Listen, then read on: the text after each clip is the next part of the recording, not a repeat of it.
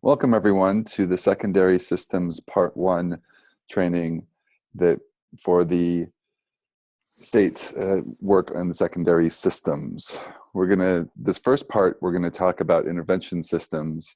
My name is Dean Richards with Metis Educational Consulting Group, and we're gonna talk about how we can start to help refine and work on those systems. So the first part is intervention systems, and we want to really have a clear definition of what we talk about with intervention systems. So that basic piece of interventions. So in order to have an intervention, it must have scientifically research-based interventions. So, or an evidence-based would be another way of saying those same pieces, so that we are clear that the curriculum and the instructional strategies that you are using have that scientific research and practice. This comes from the National Association of State Directors of Special Education. And so in order for us to really count something as an intervention in your RTI system, it must have that scientific research and an evidence base behind it. So, and then that we put that intervention into place, and we make sure that we're checking in on it to be sure that that intervention is being taught as it was designed to be taught. So when we think about some other things that may have happened initially in some schools, it is not an intervention if it is simply a study hall time. So those might be necessary supports for some students in order to help them be successful, a study hall or a credit recovery, or some sort of homework or assignment completion help. Or some teacher like Mr. Jones is just really good with the air quote around those kids. Those are not examples of interventions within an RTI system. In order for something to be counted as an intervention, we want to be really targeted and focused and be able to focus in on the things that students need in order to be successful.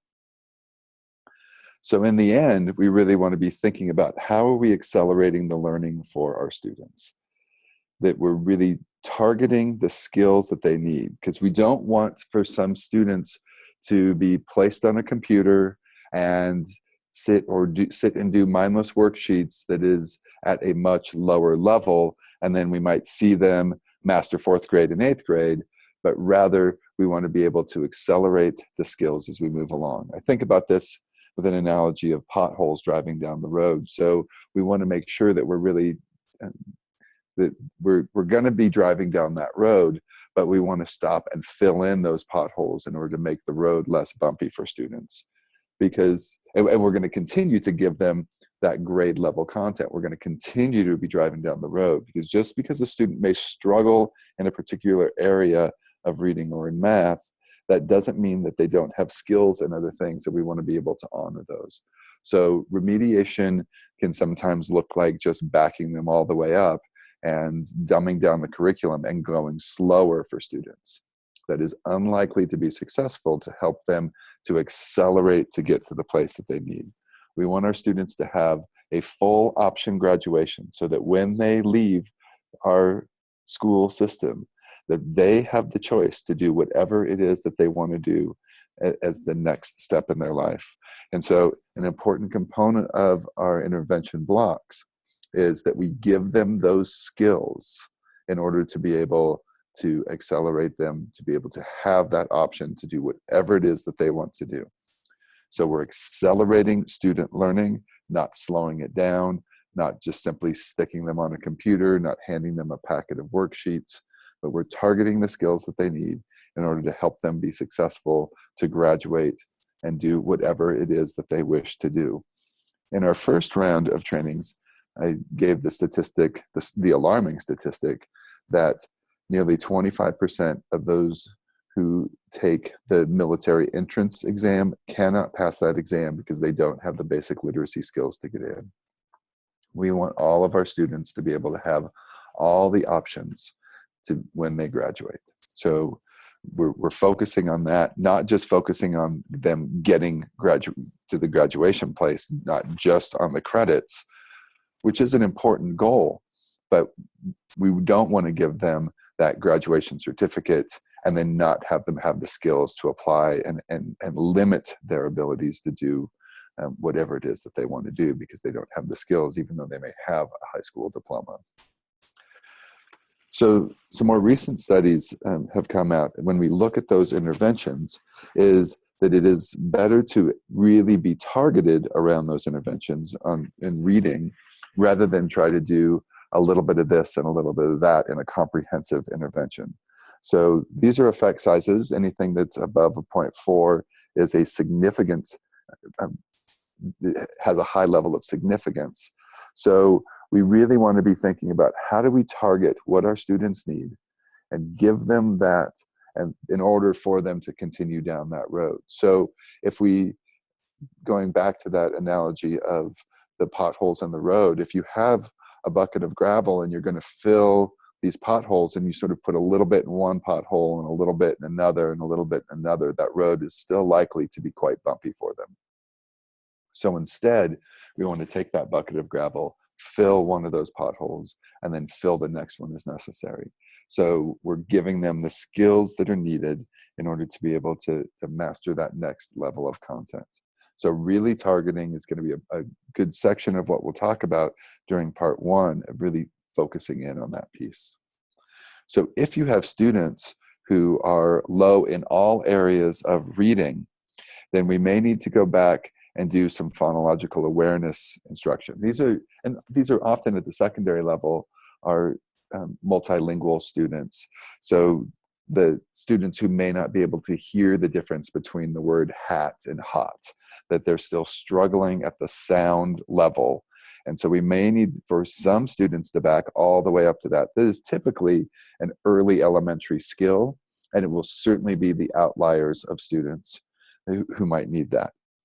But if we start to look at that next piece of those students who are struggling in decoding, they can hear the difference in the sounds of our language. They understand that there are 44 different sounds within the English language, but it is that decoding component that where they're struggling with their accuracy when they read, that they're not reading for meaning. They may read, but they mistake words, particularly in our content areas where the importance of those multisyllabic, the big, long words that contain meaning is a place where often our secondary students can struggle.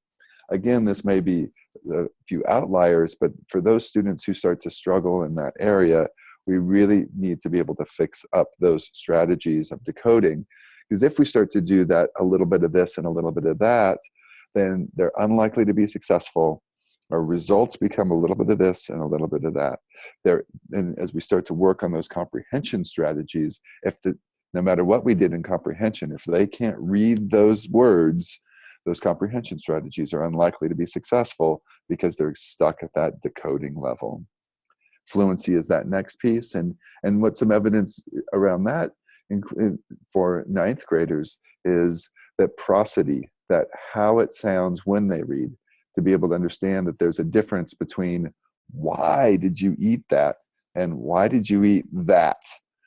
Those contain totally different messages, even though within the text it may look exactly the same. So we want our students to be accurate. We want them to read in a way that it is interesting and conveys meaning. And then we want them to be able to take that meaning and express it in their language. So decoding and fluency, these are more basic level foundational skills that are going to be necessary for our students. And then we can move into the comprehension and vocabulary building as well. If students are doing pretty well, they understand the sounds of the language, they do pretty well within our decoding, they read accurately, they have strategies to start to figure out some of those words, they make it interesting when they read, but when they read, they're still struggling, then we might be doing some interventions within comprehension and vocabulary as well. Within mathematics, one of the places that you can go is to this website on Achieve the Core, and starting to be able to look at what are the important components and starting to focus in on the major clusters around what is important, the important major cluster. So for example, we wouldn't generally recommend doing interventions within the geometry cluster, but rather we might be focusing in on algebra clusters instead. And so, and for those of you in high school in mathematics, there simply isn't much research around what are the most effective pieces of interventions at the mathematics level. I know that that's incredibly unsatisfying and frustrating. And so we continue to think about what are those best pieces that we can do. And for some of your students, you might be able to use these clusters to look at some of the standards that your students need at the high school level and be able to look back to see, well, is this something that's worthy of an intervention as we reach back to start to develop that content. Another great website around this idea is this one. And here as a screenshot, you can see that one of each of these pieces are standards. And so I've highlighted one standard, and all of those standards that are in blue are the standards that come before that standard, the necessary pieces of understanding. So the darker the blue, the tighter it is linked to that standard. So in the 7th grade standard, you can see that there are standards all the way back into kindergarten. This gives us a little bit of that, what is it that I'm supposed to do curriculum-wise in order to be able to provide my students the support that they need. So this website is a really great spot to start to think about, well, I'm teaching this standard in this particular unit. Well, for some of those students who struggle, how far back am I going to need to go in order to provide them some supports? So, and then you can also click on this and it will tell you, it will list out those standards and that'll give you some of that curriculum pieces, what's necessary in order to provide supports for your students. Another piece of this comes from the Institute for Educational Sciences. So going in and downloading this document for those of you who are involved in math interventions is to be thinking, and again, this is through middle school. Again, sorry for those of you in high school mathematics interventions, there just isn't the research out there. But I think we could certainly extrapolate some of these pieces on the instruction side. So whereas the last website gave you some of the curriculum pieces, this one gives us some of the instructional moves that a panel of experts have gone back and looked at a variety of research and given some recommendations around what are the most important things. So some of these instructional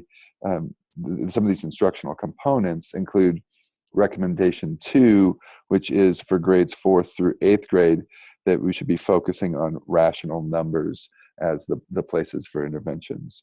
Recommendation 3 is that on the intervention side, we want to have explicit and systematic instruction. So less of the exploratory mathematics for those students. We want to be able to be explicit and systematic. Now, to be clear, that doesn't mean that we want to limit the students' ways of doing mathematics. So sometimes what we've done in the past is instead of giving students a variety of ways of doing math, we give them one way. We give them the algorithm only, and we force students into one way of doing things. That hasn't been successful for us because then as the mathematics gets more and more complicated, the students only have one tool as a way to be able to address problems.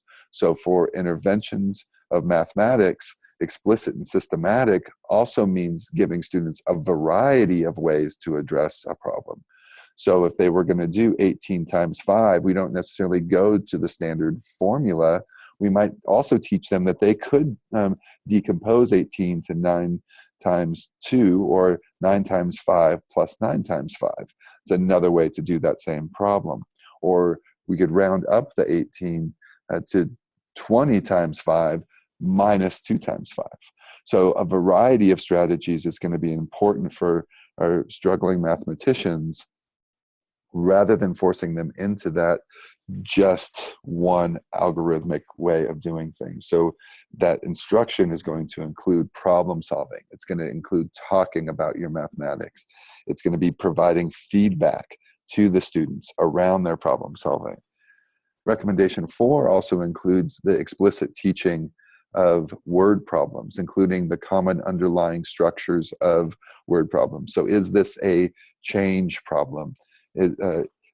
Or is this a comparison type problem?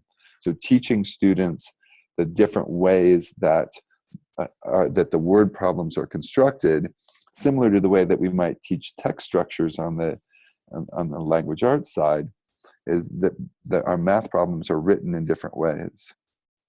Recommendation 5 from mathematicians is that we increase the visual representations along the way that we look at the concrete and the pictorial and the abstract. So rather than just the abstract within numbers and formulaic way of doing mathematics, for our most struggling mathematicians, we're going to need to back all the way up and starting to use algebra tiles and helping them have tools that will help them to be able to be successful. So, and then moving to their drawing and pictures of it, and then to the abstract. So more visual representations.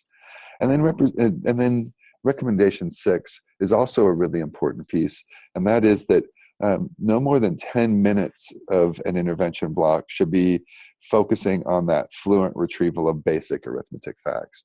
So it is unlikely to be successful that we just drill and kill flashcards, times tables, those kinds of pieces taught in isolation is unlikely to be successful for our struggling mathematicians. So if you're looking for math interventions, downloading this from the What Works Clearinghouse, you can enter that assisting students struggling with mathematics into a search bar, and it will pop up. It is within the Institute for Educational Sciences.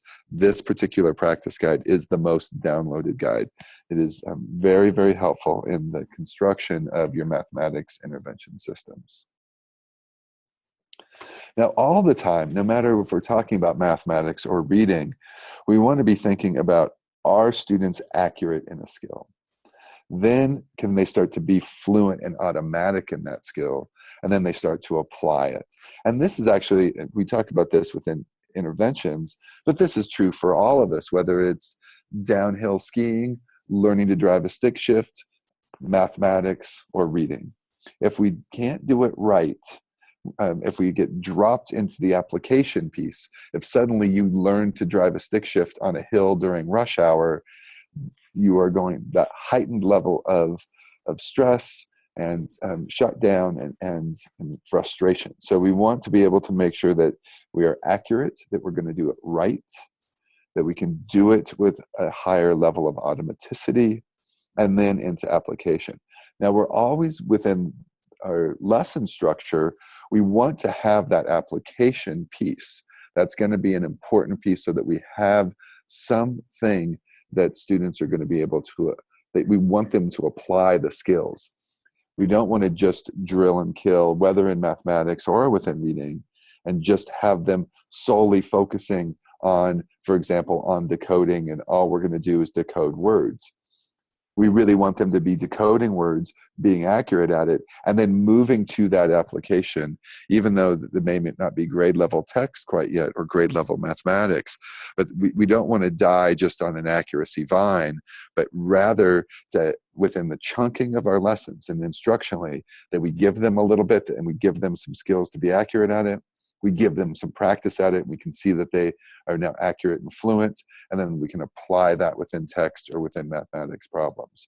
So every lesson should have all three of these components, particularly for our most vulnerable students, because we want them to be applying those skills.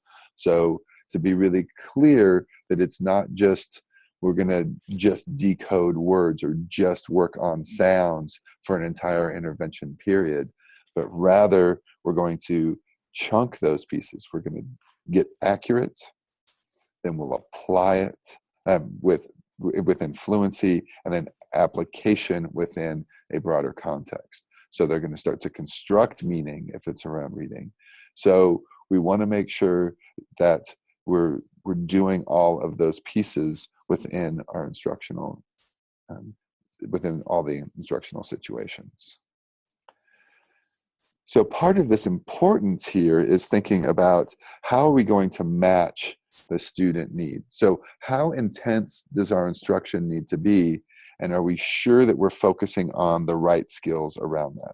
So as we work on this, the struggle for all of us is making sure that we're finding that our intensity, the intensity of our instruction, are we giving them the right amount of that intensity, the right amount of the modeling by the teacher and think alouds by a teacher and showing students how to do work with some guided practice in a we do kind of situation?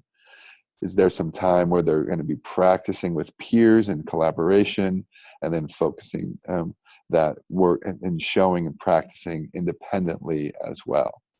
So we're making sure that they're accurate. We give them that right amount of the intensity of instruction, and then that focus of those skills, that we're really making sure that we're not doing a little bit of this and a little bit of that, thus getting a little bit of this and a little bit of that, but we're focusing our skills with that right amount of intensity. That doesn't mean that this is easy, right? These are often our most complex students who are really have been struggling for quite a long time. So we want to be thinking about how do we match that intensity and focus in order to help our students be successful. So on the reading side, one of the ways to be thinking about that, and this comes from the Center on Instruction, is that students will either, that they're likely to land in one of two places. One is this word, well, I'll call it word level. So that we're talking here about accuracy and fluency, we're putting those two pieces together. So students are struggling in the foundational skills. And so I use that term foundational skills that comes from Common Core language. And typically these are those standards wise end in 5th grade. So they may not be pieces that many of your teachers have the expertise and training on how to help our students be successful in that. Our curricula probably don't have that information in it either. So when we're talking about accelerating student learning, we're going to need to go back in some of those skills. But so, and it could be that accuracy, that decoding, and the fluency levels are the things that are holding our students back. Or it might be a more of a meaning construction side, comprehension and vocabulary, background knowledge pieces of these things that make it difficult for our students to be able to progress and move forward. So we sort of have two levels of supports here for our students. Word level, by that I mean word, that accuracy and fluency, as represented by the orange here, or meaning construction, comprehension and vocabulary, the strategy, the thinking skills, the application of all those pieces may be things that struggle for some of our students. This has been represented in the past by Scarborough in this reading rope. And so when we think about in that lower word recognition, is it that phonological awareness that I can't hear the sounds of the English language, that can't hear the sounds between hat and hot, or in that decoding. And often that shows up both in phonological awareness and in decoding around our spelling. If you start to see students who have really poor spelling, they're not hearing all the sounds and associating those sounds with letters. And then they might have some difficulty in that sight recognition. And then into that increasing level of automaticity. By that I mean the fluency as we move down this rope, because skilled readers have all of these skills to be able to put in together when they pick up any text and start to apply it. So for that language comprehension, which is the language that Scarborough used, there's certainly a lot of information here around the things that might have our students struggle on this comprehension kind of side. Vocabulary, being able to help our students in some of those areas as necessary. So these are again, sort of this cleave of, is it word level or is it meaning construction level? Language comprehension is what I mean by that meaning level, and to help our students become successful. So in thinking about what types of students is it that you're starting to do interventions on the reading side, is it that word reading accuracy, fluency, or is it comprehension, meaning, construction levels? So on the sides there, those are the pieces that come from Scarborough's rope. So that student C, that you certainly may see some students, again, that land in both places. But you might have that student A, those students, again, they have the skills to comprehend. Could be a second language student, for example. They can identify important pieces of text. They can retell stories if their listening comprehension is quite high. But rather, they just can't decode the words. They can think at grade level. They can talk through things, but the decoding, their fluency, they give up so much of their mental capacity in the decoding of text that they can't spend that time on the comprehension related piece.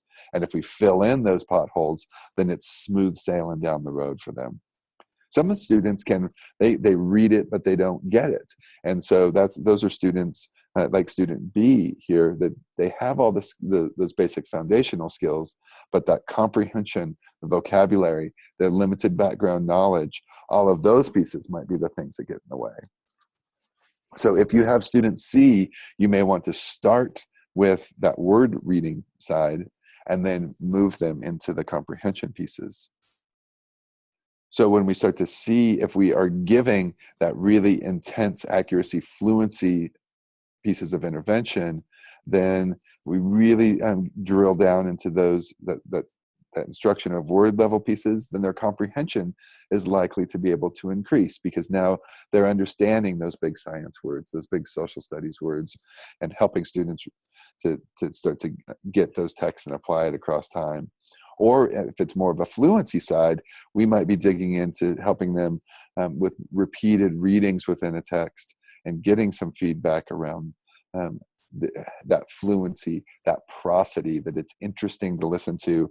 So then, again, that meaning level starts to come up and comprehension is supported as a result. If it's students who are struggling in that meaning construction, vocabulary and comprehension pieces, then we might need to apply some of these strategies in order to help our students become successful.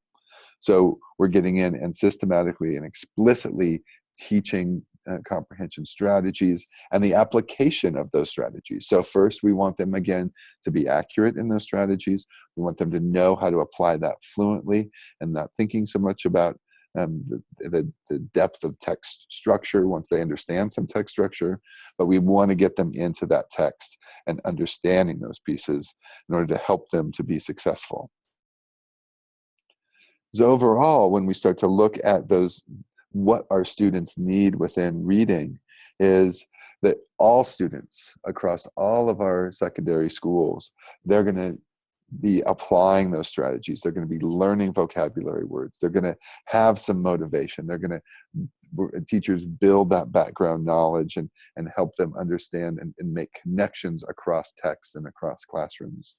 But for some of our students, that remediation and being able to accelerate them, we might need to be able to help them at that word level or at that meaning construction level to be able to apply those skills and really be able to engage in texts.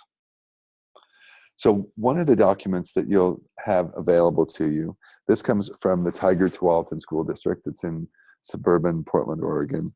And this is the way that they articulate what those interventions start to look like for students. So you'll see those tier 2 level interventions. Most of those are more at that meaning level side. So sort of success, 6-minute solutions, fluency and comprehension. The 6-minute solutions is a fluency piece. So it has a little bit of that word side there, but everything that's in that tier 3 side, it has that we're digging in deeply into that word level side of work. So having, this is by no means a endorsement for any curricula. It is instead a way that one district started to take a look at how are we providing supports for our students. So these are evidence-based programs, and these are, if you are a struggling reader in middle school or in high school, these are the curricular options. Teachers are trained in these particular curricula, and this is what it means to be in an intervention in this district. So they use, you'll see it there at the top, it's the EBIS reading protocol. That stands, they don't use RTI or MTSS. They wanted to throw another acronym in there, and that is Effective Behavioral and Instructional Supports. So when it's really clear, what does it mean to teach literacy? They have a curriculum for that. There are instructional strategies that teachers across the day start to put into place, and that who's responsible for it? Everybody. And then for some students, they have an additional intervention block. And if they're the tier 2, they're going to get the curricula that are listed there. Or at a tier 3, the students who really need a whole lot more, you'll see a lot more time that is invested in that as well. So really systematic and an explicit district around what does it mean to have an intervention. This is not they're going to go with Mr. Jones. He's really good with the air quote, those kids. It is not every student goes into special education. It is instead, we're going to provide skills for students to be able to be successful in the rest of their classes. We're going to fill in those potholes. We're going to help them make those connections. So this is a document that you can take a look at. And there's also a behavior protocol as well, as far as what does it mean to help our students with that, if it is more of a behavioral issue.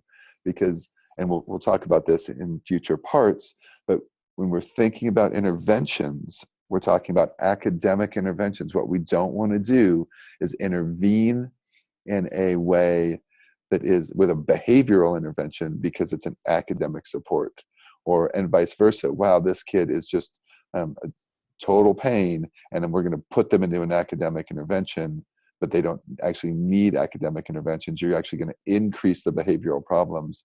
If it's like, wow, I did this in 4th grade. I already know how to do this stuff. There's no way I'm going to do this again. So really making sure that we're clear that we're giving and matching, which will be our next section, to matching our interventions with our student needs.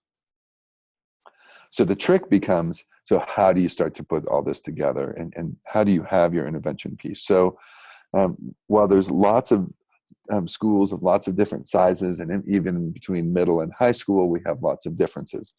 So a couple of different ways that we can do this is have just an intervention block, a period that is dedicated to that. Some schools have actually reduced their periods down a little bit, and one middle school that I've worked with has a 30-minute third period where the other classes are 47 minutes, and it is reading, and everybody takes a group of students. The band teacher takes a group of students, and they read books that is not students who are in need of acceleration of their learning.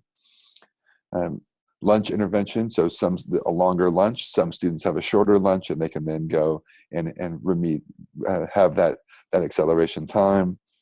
Could just be a singleton class, sometimes difficult to schedule, but might be an important piece. Or co-taught courses where we're able to connect students with special education or another teacher. I've known schools that will do a co-taught English language arts and social studies, but it's still, we're focusing on those skills.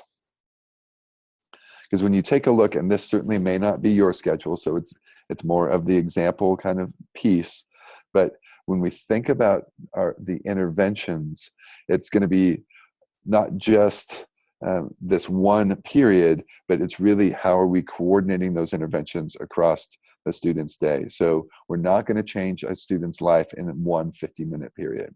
So we want to think about how, as adults, are we coordinating and being explicit with our students, where we say it's not just here in the language arts course, but really across the whole day.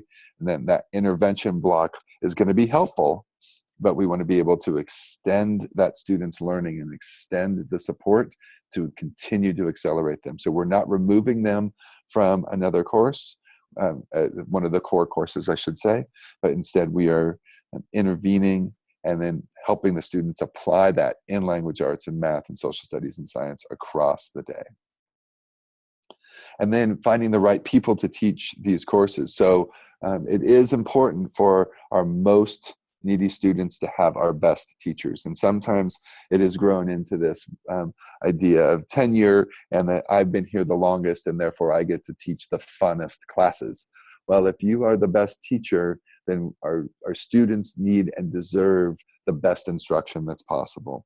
And particularly around mathematics, I worked with a middle school where they were doing interventions, the mathematics interventions were run by the special education teacher. The special education teacher didn't have deep mathematical knowledge, and as a result, as the math got more complex, the special education teacher was confused on the mistakes that the students were making.